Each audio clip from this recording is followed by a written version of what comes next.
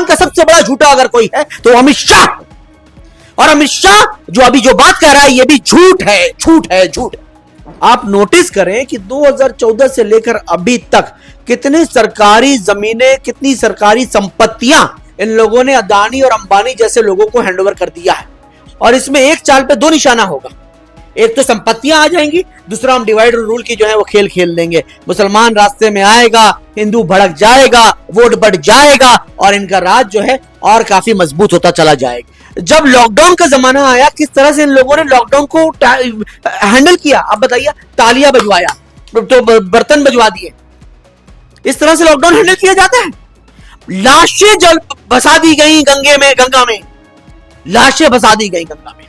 आप बताइए, लाशें फंस रही थी गंगा। एक बात आप समझ लीजिए, वक्फ अल्लाह का कानून है, वक्फ शरीयत है हमारा, और ये शरीयत ऊपर वाले की तरफ से बना के दिया गया है।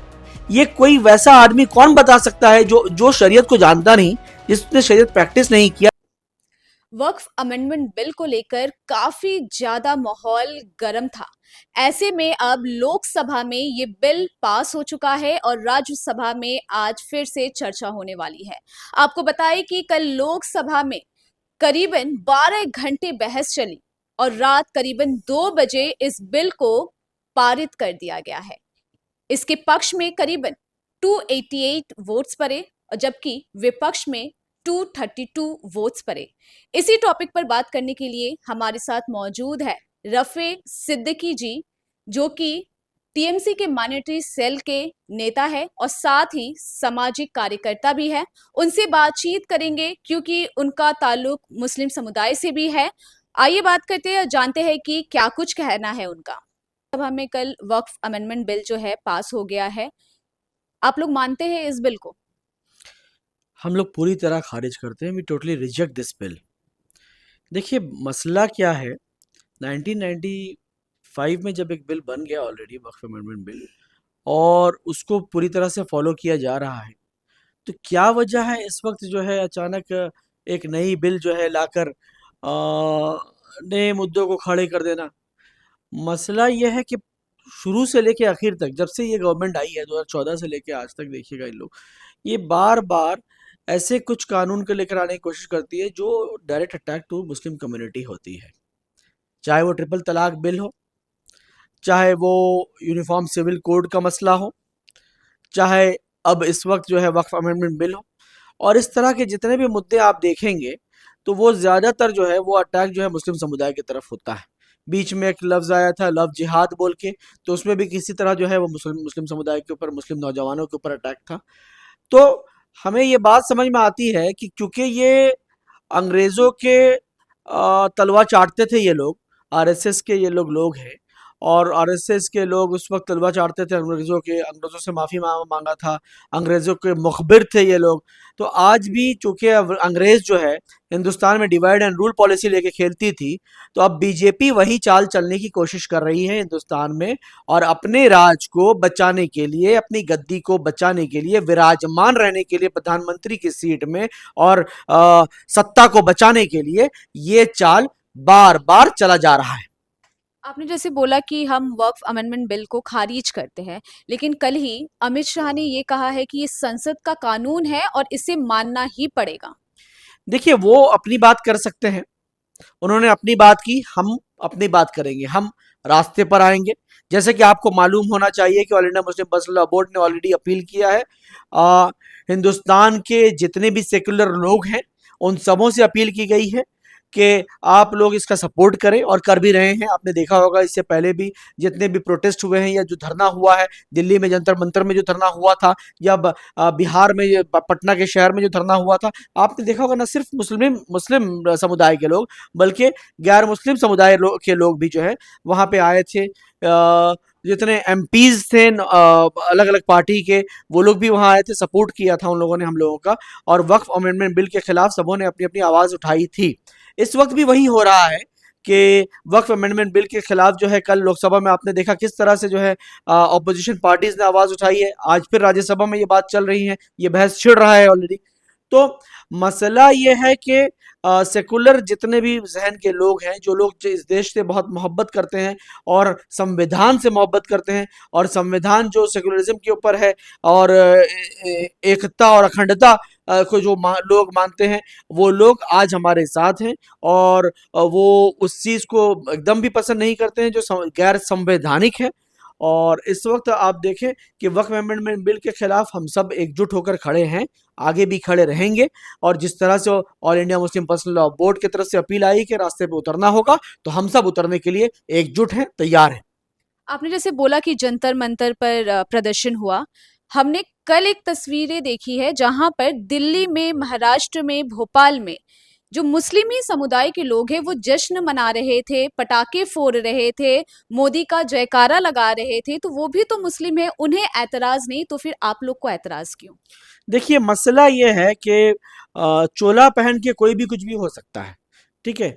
दिखने में कोई भी मुस्लिम हो सकता है, अंदर से कौन क्या है किसी को पता नहीं है। ऐसे बहुत सारी चीज़ें आई हैं कि बुर्का पहन के कुछ औरतें आई हैं और वो लोग अपनी बात कर रही थी, ऐसा लग रहा था कि मुस्लिम समुदाय की औरतें हैं और बात कर रही हैं, मगर जहाँ बुर्का खुला तो पता चला वो गैर मुस्लिम है, मुस्लिम नहीं है। तो ये देखिए, ये बीजेपी का चाल हमेशा से रहा है। बीजेपी अपने कठपुतलियों को हर शहर में बना बैठा कर रखे हुए हैं। जो लोग मुस्लिम बनकर या सो कॉल्ड मुस्लिम हैं, जो वो लोग आकर उनके पक्ष में या उनके फेवर में जश्न दिखा देते हैं और ये दिखाने की कोशिश करते हैं कि एक तबका का मुसलमान जो है वो इसके सपोर्ट में है, जबकि ये गलत बात है। कहीं भी आप देख लें, पूरा मुस्लिम कौम जो है, पूरी मुस्लिम समाज जो है, ये इसके खिलाफ है। और इससे पहले भी बहुत सारे बिल्स या फिर बहुत सारी चीज़ों के खिलाफ थी, मगर ये लोग दिखाने की कोशिश ये करते हैं कि एक मुस्लिम समुदाय की कुछ एक तबका है जो ये इसके साथ है, मगर एकदम भी साथ नहीं है। ये गलत बात है, ये झूठी चीज़ें दिखाई जा रही हैं। झूठ का सबसे बड़ा उदाहरण मैं आपको दे दूं, सबसे लेटेस्ट एग्जांपल मैं आपको दे दूं कि कल जब संसद में जब बहस छिड़ रही थी, तो माइनॉरिटी मिनिस्टर किरण रिजिजू जब वो बात कर रहे थे, तो उन्होंने एक बात कही, और जो बिल में है कि जब ये बिल आ जाएगा और इसका जो नाम रखा गया उम्मीद, ठीक है, तो उम्मीद के बिल के तहत जो है वक्फ बोर्ड में जो रहेंगे वो 4 या 3 या 4 जो है गैर मुस्लिम रहेंगे, जो नॉन मुस्लिम नहीं रहेंगे, नॉन मुस्लिम रहेंगे, जिनको शायद ही शरीयत के बारे कुछ मालूम हो। वक्फ टोटली एक शरीयत का मसला है, मगर वो किरण रिजिजू जी कह रहे हैं कि उसमें नॉन मुस्लिम कुछ रहेंगे, एक लेडीज भी रह सकती हैं, एक दो लेडीज भी रह सकती हैं। वहीं उसी दिन, कल के ही की बात है, अमित शाह जी कहते हैं कि वहां एक भी नॉन मुस्लिम नहीं रहेंगे। तो आखिर हम बात माने तो किसकी माने?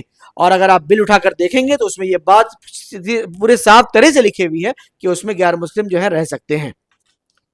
और एक सवाल चंद्रबाबू नायडू और नीतीश कुमार से, काफी उम्मीदें थी आप लोगों को, लेकिन वो तो अब पलट गए, क्या बोलिएगा?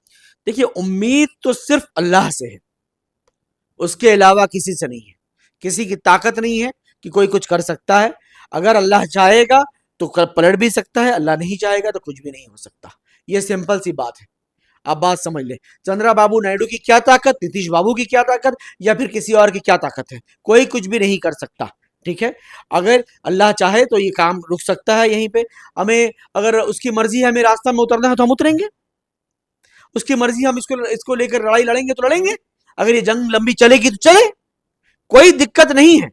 जिस तरह से किसान आंदोलन चला था, जिस तरह से हमारे सिख समुदाय के भाइयों ने लड़ी थी लड़ाई, आज मुसलमान को एकजुट हो जाना होगा और हमारे सेकुलर नॉन मुस्लिम भाइयों को भी हमारे साथ देना होगा। वो लोग तैयार है हमारा साथ देने के लिए। इंशाअल्लाह ताला जिस तरह से सिख समुदाय ने ये जंग लड़ी थी, हम भी लड़ेंगे। कल असुद्दीन ओवैसी ने देखा, आपने भी देखा होगा कि बिल फाड़ दिया। और जैसे कि बोला गया है कि 2013 में अगर ये बिल आ जाता तो इसकी अभी ज़रूरत नहीं रहती। तो उसमें जैसे लेट सुषमा स्वराज जी थी, आडवाणी जी थे, तो क्या अमित शाह और मोदी, या तो जो केंद्र सरकार की जितने भी एमपीज हैं, उनसे क्या ये बड़े हैं जो सुषमा स्वराज और आडवाणी जी हैं? देखिए, वरिष्ठ नेता थे ये लोग, हम्म। आप समझ सकते हैं कि ये वरिष्ठ नेता थे। और बीजेपी का जन्म देने वाले लोग जो समझ जाइए माँ बाप जो थे, ये लोग थे। अडवाणी जी अगर नहीं रहते तो शायद आज मोदी जी नहीं रहते, अडवाणी जी नहीं रहते तो शायद आज अमित शाह उस जगह विराजमान नहीं रहते, सुषमा स्वराज नहीं रहती तो शायद ये लोग आज जिस तरह से राज कर रहे हैं शायद नहीं कर पाते। क्योंकि इन लोगों की मेहनत, इन लोगों की कुर्बानी की वजह से आज ये लोग अपनी जगह में विराजमान हैं। मगर आप एक चीज और देखेंगे कि अटल बिहारी वाजपेयी जी जब थे, उनका भी दौर आपने देखा होगा कि वो भी एक बीजेपी के नेता थे, मगर वो फिर भी बहुत कुछ जो है न्याय को लेकर चलते थे। और मगर अब का ये जो दौर है, आप देखिए न्याय दूर दूर तक नहीं है। कभी बुलडोजर चल जाती है, कभी किसी का घर छीन जाता है, कभी किसी की दुकान पे ताला मर जाता है, सील हो जाता है। और पूरे दुनिया में, पूरे हिंदुस्तान में इस वक्त जो दलित हो, पिछड़ी जाति हो या मुसलमान हो, जो अत्याचार चल रहा है 2014 से लेकर आज तक, आप देख रहे हैं ये अत्याचार पूरे हिंदुस्तान की आजादी से लेकर आज तक के रिकॉर्ड में कभी नहीं हुआ, जो अब 2014 से लेकर आज तक हो रहा है। 2014 में ये भी अमित शाह ने कहा है कि 2014 में जो रेलवे की जमीन थी वो वक्फ ने घोषित कर दी थी। उसके बाद बहुत सारे गांव थे, वो उसको भी वक्फ जमीन में घोषित कर दिया गया था। तो कहीं ना कहीं ये जो बिल है, जो अवैध कब्जा हो रहा है उसे रोका जाएगा। तो अगर अवैध कब्जा हो रहा है, तो अगर सरकार चाहती है कि इसे रोके, तो इसमें दिक्कत क्या है? देखिए, डॉक्यूमेंट्री प्रूफ लेकर आ जाए, सच बात है तो करें, अवैध हो रहा है तो करें। मगर किसकी बात आप कर रहे हैं? आप अमित शाह जी की बात कर रहे हैं, जो खुद अपने आप को कहते हैं कि मैं जुमलाबाज हूं। 2014 के इलेक्शन से पहले बीजेपी ने, मोदी जी ने, अमित शाह जी ने जो वादे किए थे कि 15-15 लाख रुपए सबके अकाउंट में आएगा, डीजल पेट्रोल का दाम कम हो जाएगा, डॉलर की दाम कम हो जाएंगे, अच्छे दिन आ जाएंगे। जब ये वादे करके जब ये लोग सरकार पर आते हैं और यही अमित शाह जी से जब ऑन रिकॉर्ड सवाल किया जाता है कि आपने ये वादा किया था, अब इसका क्या, आप क्यों नहीं कर रहे? 2 करोड़ नौकरियां देने की बात की थी कि हर साल हम 2 करोड़ नौकरियां देंगे। जब यह सवाल किया गया तो अमित शाह जी ने क्या कहा? अमित शाह जी ने कहा कि यह तो चुनावी जुमला था। तो वो तो खुद अपने आप को कह रहे हैं कि मैं जुमलाबाज हूं, मैं जुमला कहता हूं, मैं झूठ बोलता हूं, मैं झूठा हूं। हिंदुस्तान का सबसे बड़ा झूठा अगर कोई है तो अमित शाह। और अमित शाह जो अभी जो बात कह रहा है, ये भी झूठ है, झूठ है, झूठ है। ये जो बिल अगर आता है, तो किस तरीके से ये मुस्लिम का जो भी वक्फ संपत्ति है वो कैसे कब्जा हो सकता है? देखिए, आप बात को समझें, आप नोटिस करें कि 2014 से लेकर अभी तक कितनी सरकारी जमीनें, कितनी सरकारी संपत्तियां इन लोगों ने अदानी और अंबानी जैसे लोगों को हैंडओवर कर दिया है। आप ये सोचें कि कितने एयरपोर्ट्स अडानी के हाथ में चले गए। आप देख रही हैं ना, उस तरह से कितने रेलवे स्टेशन, इसके ये रेलवेज की आप देखेंगे कि अडानी के नाम पर रेलवेज हैं, बहुत सारे ये चल रहे हैं। ठीक है, अंबानी के हाथ में बहुत सारी सरकारी संपत्तियां चली गई हैं। तो इस वक्त वो देख रहे हैं कि सरकारी संपत्तियां अब कम पड़ गई हैं। तो सबसे ज्यादा इंडिया की थर्ड मोस्ट संपत्ति अगर किसी के पास है तो वो वक्फ की है। तो वो लोग देख रहे हैं, जो सॉफ्ट टारगेट इस वक्त नजर आ रहा है वो वक्फ नजर आ रहा है। और इसमें एक चाल पे 2 निशाना होगा, एक तो संपत्तियां आ जाएंगी, दूसरा हम डिवाइड और रूल की जो है वो खेल खेल लेंगे। मुसलमान रास्ते में आएगा, हिंदू भड़क जाएगा, वोट बढ़ जाएगा और इनका राज जो है और काफी मजबूत होता चला जाएगा। तो क्या लग रहा है कि मतलब मुस्लिम समुदाय से कभी भी बीजेपी को कोई फायदा नहीं मिला है, जिस कारण से ये बिल पास करके ये कहीं ना कहीं जो मुस्लिम समुदाय है उन्हें झुकाना चाहती है? कब फायदा मिला है आप बताएं ना, कोई भी एक नाम बता दे, कोई भी एक कार्य बता दे कि फायदा मिला। मैं कहता हूं चलो मुस्लिम समुदाय को छोड़ दो, आप जनरल की बात करें ना, आप जनरल की बात करें। आपने जनरल पब्लिक को क्या फायदा दिया? जीएसटी लागू किया, इतनी गलती कि बार बार उसको ठीक करते रहना पड़ा आपको जीएसटी।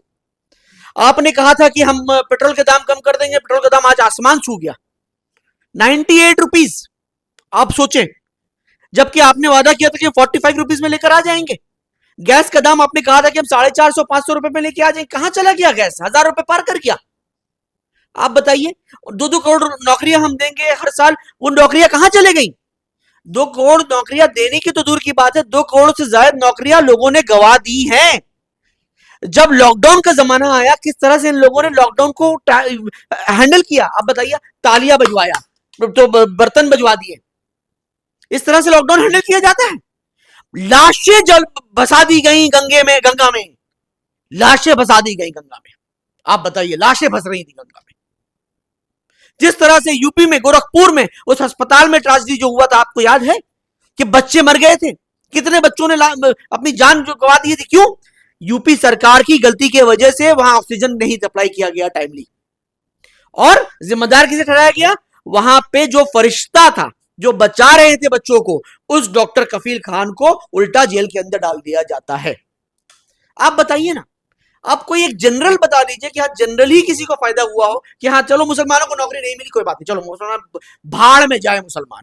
कितनी हिंदुओं को नौकरी मिला आप बताइए? कितने हिंदुओं के लिए गैस का दाम कम कर दिया गया? कितने हिंदुओं के लिए पेट्रोल का दाम कर दिया गया, या डीजल का दाम कम कर दिया गया, या फिर डॉलर जो है वो कम हो गया उनके लिए? नुकसान तो सब तरफ से सबों को हो रहा है। आम पब्लिक आज नहीं कल समझ जाएगी इस बात को। धर्म का नाटक, धर्म का चोला पहन के खेल खेल रहे हैं हर वक्त। धर्म धर्म धर्म धर्म के अलावा इनके पास कुछ है ही नहीं। डेवलपमेंट की कोई बात है ही नहीं। कितनी ब्रिजें, कितनी पुल आप बताइए टूट के गिर गई हैं।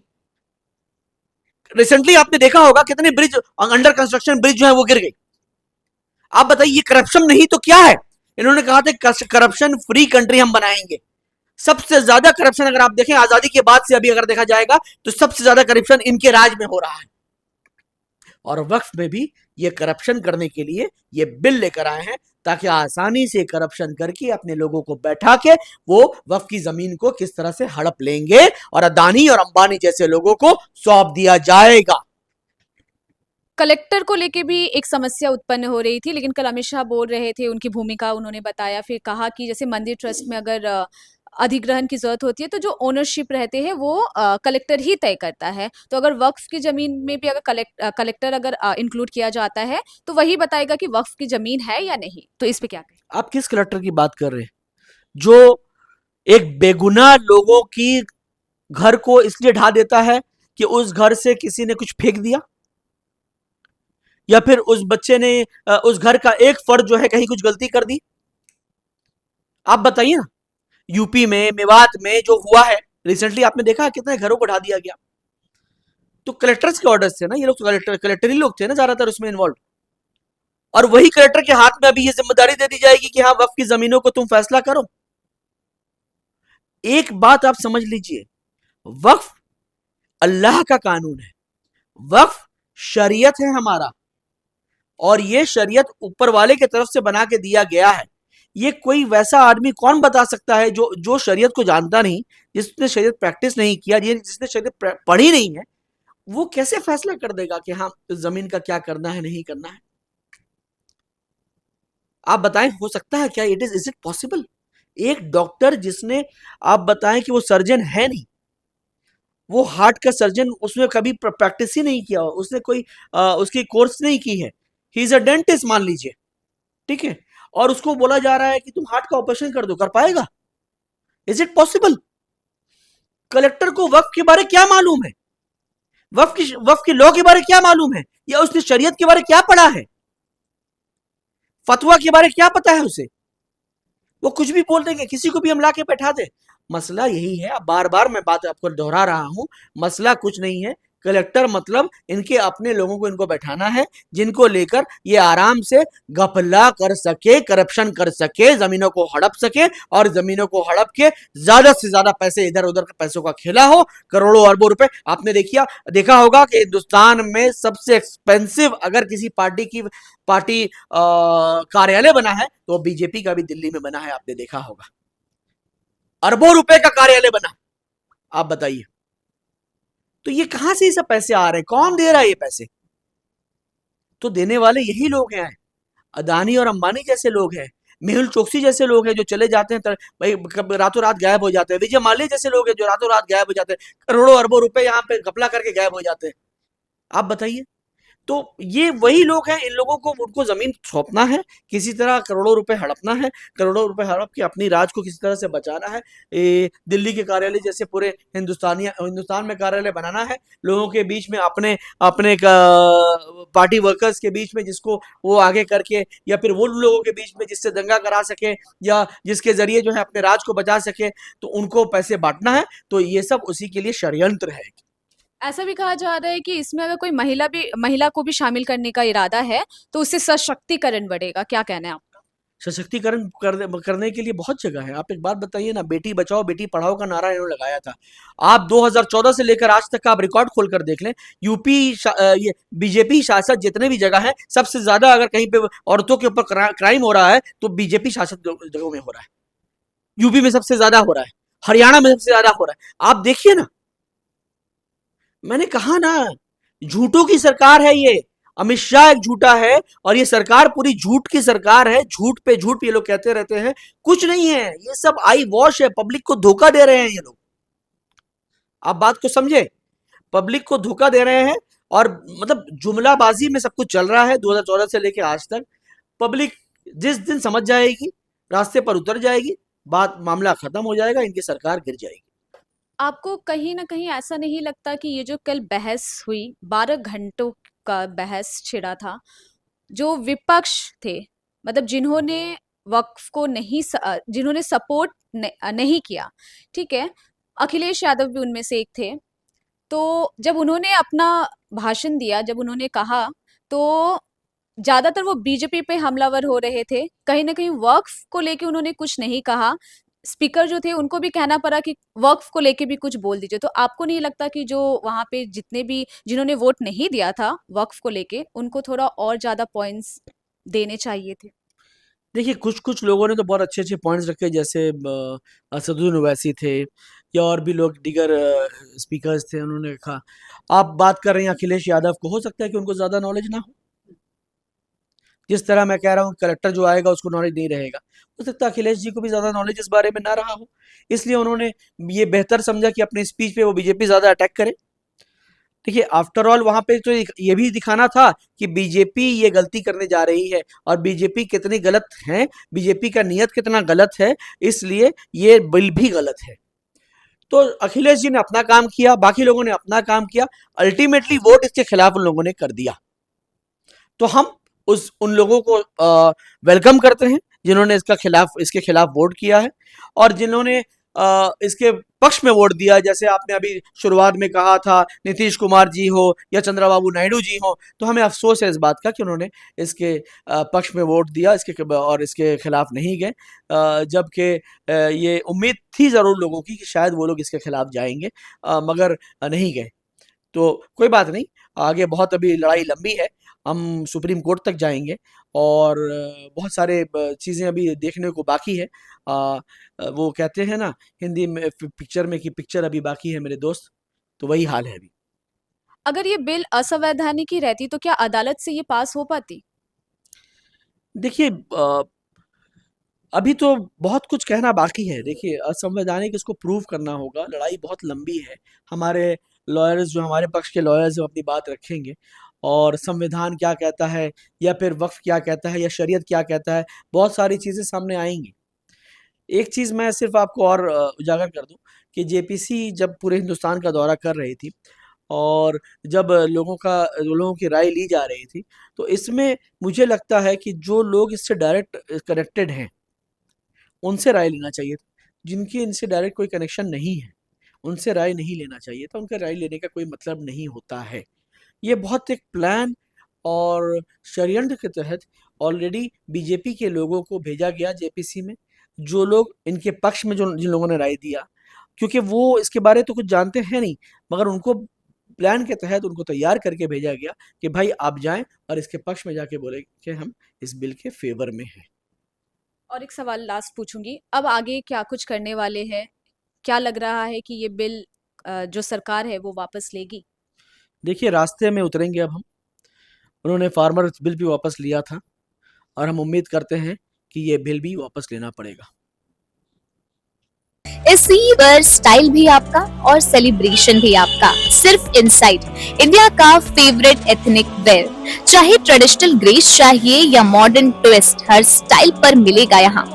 इनसाइड लेकर आया है खास महिलाओं के लिए शानदार फेस्टिव ऑफर। अब हर आउटफिट पर पाएं फ्लैट 20% डिस्काउंट और बनाएं अपने त्योहार को और भी खास। हर स्टाइल, हर मौके के लिए परफेक्ट कलेक्शन। इंडो वेस्टर्न से लेकर traditional ethnic wear, casual, party wear और एक्सक्लूसिव डिजाइनर ड्रेसेस, हैंडवर्क से लेकर हेवी एम्ब्रॉयडरी और ट्रेंडी डिजाइन। हर मूड और हर मौके के लिए परफेक्ट, हर ड्रेस में क्लास और एलिगेंस। फेस्टिव सीजन में दिखे सबसे स्टाइलिश, वो भी बेस्ट प्राइस पर। इनसाइड, दरगाह रोड, डॉन बॉस्को स्कूल के पास। ऑफर लिमिटेड टाइम के लिए है, तो देर ना करें, आज ही आएं और अपने पसंदीदा आउटफिट पर धमाकेदार छूट पाएं, क्योंकि फैशन भी एक सेलिब्रेशन है। इनसाइड, इंडिया का फेवरेट एथनिक वेयर।